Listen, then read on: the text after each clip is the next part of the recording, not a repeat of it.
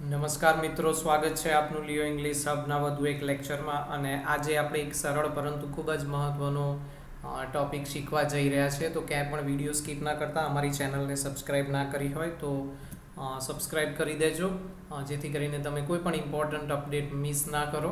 તો આવો આગળ વધીએ આજના ટૉપિક ઉપર. અને આજનો ટૉપિક છે લેટ અને લેટસ.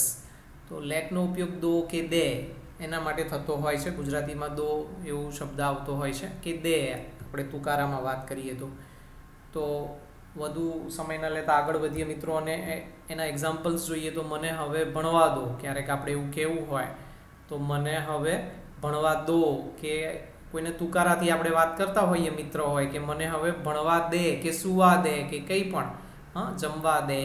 તો ભણવાની જગ્યાએ કોઈ પણ ક્રિયાપદ હોઈ શકે છે. તો અહીંયા લેટનો ઉપયોગ કરવાનો છે. વાક્યની શરૂઆત લેટથી થશે. લેટ મી સ્ટડી નાવ.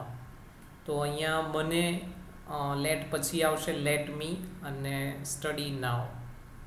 નાવ એ સમય છે, એ તો હંમેશા છેલ્લે લખીશું. બીજું એક્ઝામ્પલ, ગોપાલને રમવા દો, કે ગોપાલને રમવા દે. તો લેટ ગોપાલ પ્લે. અહીંયા ગોપાલ મીની જગ્યાએ, મનેની જગ્યાએ હવે ગોપાલ છે. તો let Gopal play, let me play એવું પણ હોઈ શકે છે. લેટ મી સિંગ, મને ગાવા દો.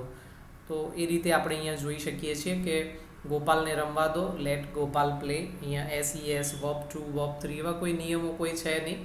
બહુ જ સિમ્પલ અને સરળ છે, પરંતુ ઇમ્પોર્ટન્ટ છે. અને તમે જેટલા વધારે વાક્યોની પ્રેક્ટિસ કરો એટલું વધુ તમે સારું એમાં ફાવટ આવી શકે છે, એટલી ફ્લુએન્સી પણ આવી શકે છે. તેને જે રમવું હોય તે રમવા દો કે દે. તેને જે રમવું હોય તે રમવા દે.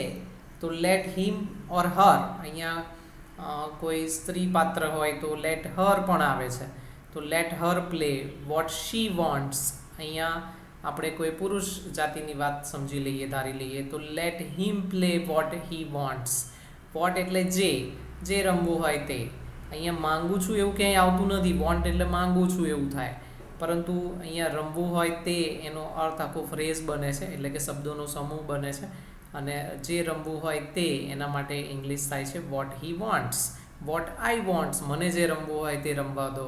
તો let me play what I want. એ રીતે પણ તમે પ્રેક્ટિસ કરી શકો છો. અહીંયા જે અલગ અલગ પ્રોનાઉન્સનો તમે ઉપયોગ કરી શકો છો, અલગ અલગ વર્બ્સનો ઉપયોગ તમે કરી શકો છો. તો આ જે સેન્ટેન્સીસ છે તમે જોઈ શકો છો, અને એવા અનેક સેન્ટેન્સીસની પ્રેક્ટિસ કરી શકો છો. તમે તમારી નોટ્સમાં પણ લખી શકો છો, અને બીજા આવા અનેક વાક્યોની પ્રેક્ટિસ તમે જાતે ગુજરાતી અને અંગ્રેજીમાં કરી શકો છો, અને બોલવાની પણ પ્રેક્ટિસ કરી શકો છો. નેક્સ્ટ સ્ક્રીન ઉપર વધીએ મિત્રો. લેટસનો ઉપયોગ આપણે જોઈએ હવે. તો લેટસ અથવા તો એનો એબ્રિવિએટેડ ફોર્મ લેટ્સ કહી શકાય છે, અને એનો અર્થ થાય છે ચાલો. તો ચાલો આપણે એના વાક્યો જોઈએ. તો let us move ahead and see the sentences of let's. Right, ચાલો આપણે સૌ કંઈક નવું શીખીએ. Let us all learn something new.